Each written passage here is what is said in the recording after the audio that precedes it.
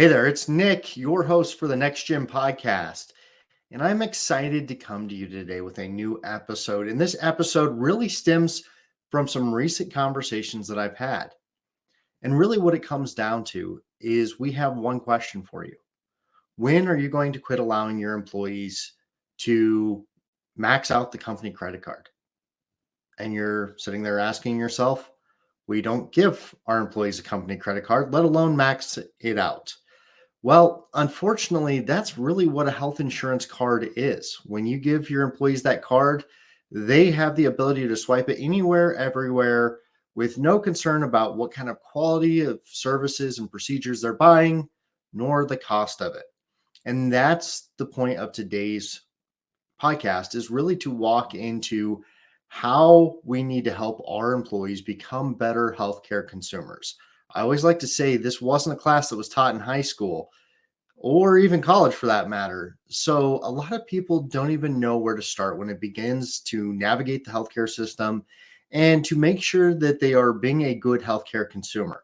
So today's podcast is going to highlight a couple of companies that I've recently come into contact with, learned a little bit more about, and quite frankly, I'm really impressed by.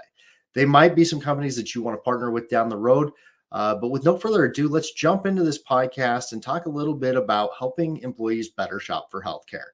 I'm Nick Leese, founder of Next Gym Benefit Solutions, and we are on a mission to help 5,000 people achieve access to quality, affordable healthcare in the next 12 months. Now, I know that was a little bit of a shocker to tell you that your employees are maxing out the company credit card, and it's a little bit tongue in cheek, but the reality is there that employees don't have to have any incentives under a lot of traditional insurance programs, especially PPO networks, because they can really go anywhere they want for services.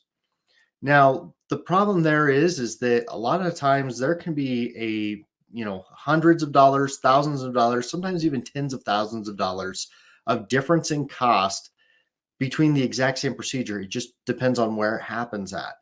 So we really need our employees to start thinking about purchasing healthcare like they would purchase other things. We're not asking them to buy poor quality healthcare. As a matter of fact, we're asking them to do just the opposite. We want them to focus on quality first and then price second.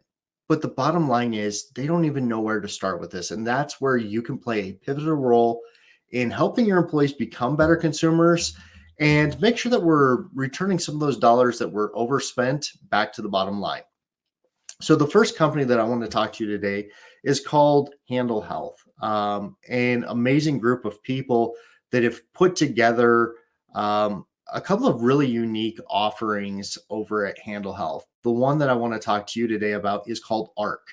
And ARC is really a dynamic price comparison and shopping tool that will help your employees easily navigate towards the highest quality and the lowest cost providers for a given service. Now, one of the really big perks of Handle Health is it's much more user friendly than a lot of the tools that are provided by your carriers or TPAs. I know that a lot of them do provide you some type of price comparison shopping tool, but a lot of times they're kind of slapped together and just aren't as effective as they could be. And Handle offers a really cost-effective solution to give your employees a tool that they can actually use that's user-friendly and can really help start bending that curve of spending too much on healthcare. Now, one of the other big bonuses about Handle Health is that they help us meet a lot of the machine-readable files or MRF rules, as well as transparency and coverage rules. So we can actually upload all of your plan documents and everything else to Handle, and it will allow your employees to shop for healthcare based on their health plan. So we can estimate costs based on the design of your actual plan. And again, this is just a nice bonus that their solution is not only affordable, but it helps keep you compliant.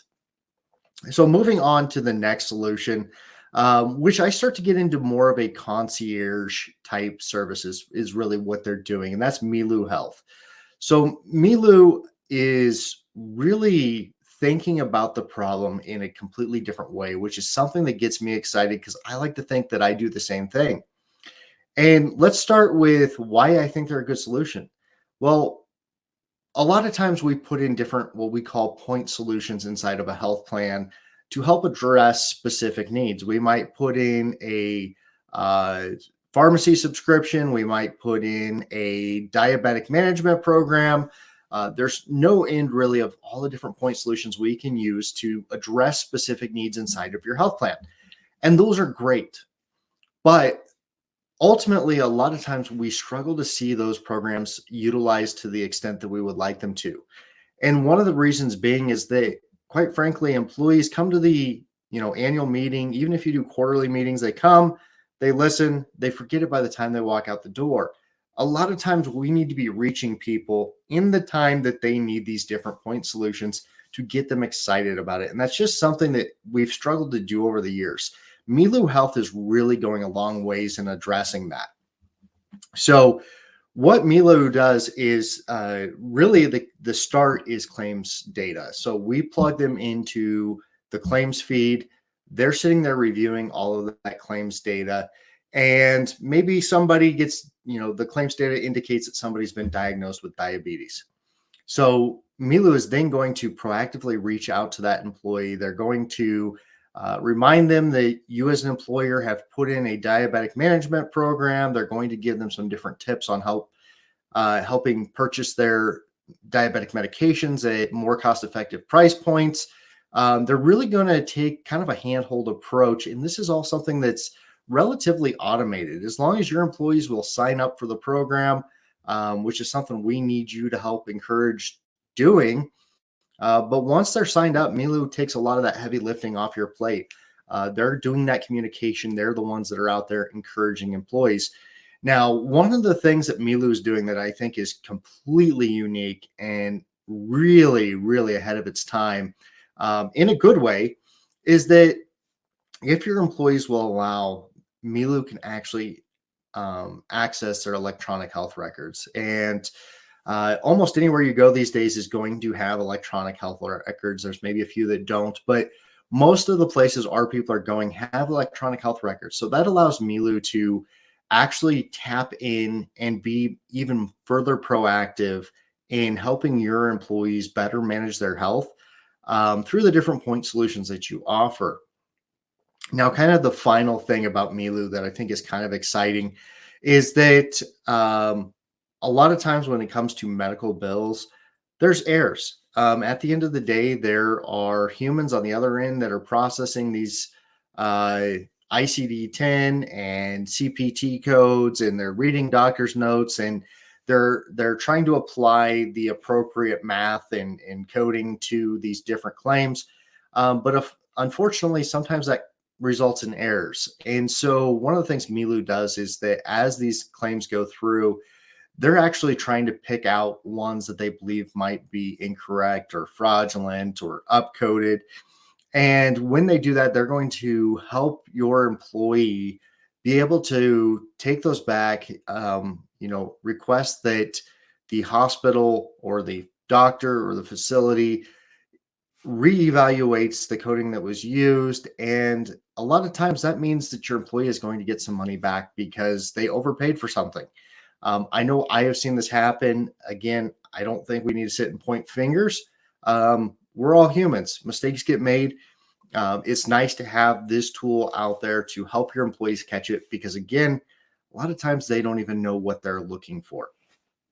So this brings me to kind of my bonus point of this episode, which is where I want to talk about how we make some of these different programs even more successful. At the end of the day, it is imperative that we start helping our employees become better healthcare consumers. We need them to be price conscious. We need them to be quality conscious. We need them really being proactive with us in order to help keep costs stable. Part of the reason that costs have ran out of control is because we haven't taken a vested interest in becoming consumers of healthcare, even though we're savvy consumers in every other aspect of our life. So how do we make these programs more effective for you and your employees? I think it comes down to incentivizing. And there's two ways that I would recommend doing it. If you don't want to make any plan design changes, I would recommend starting with something like an HRA, and do some education on it. And basically, incentivize your employees that if you are being a good healthcare consumer, if you can demonstrate that to us, if you're using the tools that we're giving you to be a better healthcare consumer, we're going to incentivize you by unlocking some dollars via an HRA arrangement or health reimbursement arrangement to help you out as an employee. And so what that looks like is you may have a $3,000 deductible HSA plan.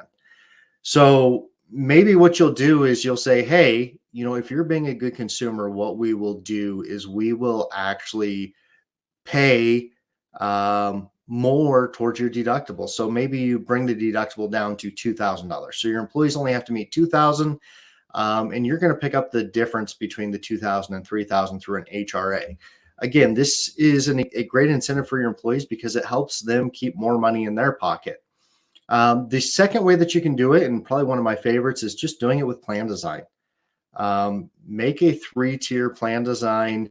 Encourage people when they are being good consumers of healthcare. They're kind of following the roadwork that we have laid out for them. They can fall into tier 1, where we significantly reduce, if not eliminate, the cost share for your employees. And a lot of employers are like, well, we can't give it to them for free. Well, let's look at it this way. If your employee is going to go pay $20,000 for a procedure, and their deductible is $5,000, that means your health plan is paying $15,000 of it. But if they're willing to be good consumers, they're willing to shop their healthcare, they're willing to go do something different, and that procedure is $10,000, again, your employee is going to pay $5,000 of it. Your health plan is only paying $5,000. So if you waive all that cost share for your employees, at the end of the day, it still costs you $10,000, but they overall saved you as a health plan $5,000. And I think that's a good enough reason to reward employees. So at the end of the day, there's two things that I want you to take away from this video, or this podcast, rather. Number one, we need to help employees become better consumers of healthcare. They are as big of a part of the solution as anything else. We need them to understand how to purchase healthcare and why to purchase healthcare differently. The second thing is that we need to take care of our employees for doing so. We need to reward them. We need to incentivize them to become better consumers. When they produce more than we expect, we give them bonuses. So when they're producing, keeping more money on the bottom line by not draining it out of a health insurance program, let's reward them for that. Let's help take care of your employees. If you're somebody that's like, I don't even know where to get started, reach out. That's what we do day in and day out for our clients and prospects, is we help them build programs that help their bottom line initially, but also help their employees to help them be better consumers and keep more money in their pockets. If you're not quite ready for that, that's okay. Make sure that you continue to follow us as we try to put out as much valuable content as we can around what you can do as an employer to kind of take back control of your health plan and deliver better benefits to your employees. So with that being said, have a wonderful day. Thanks for tuning in, and we'll talk to you soon.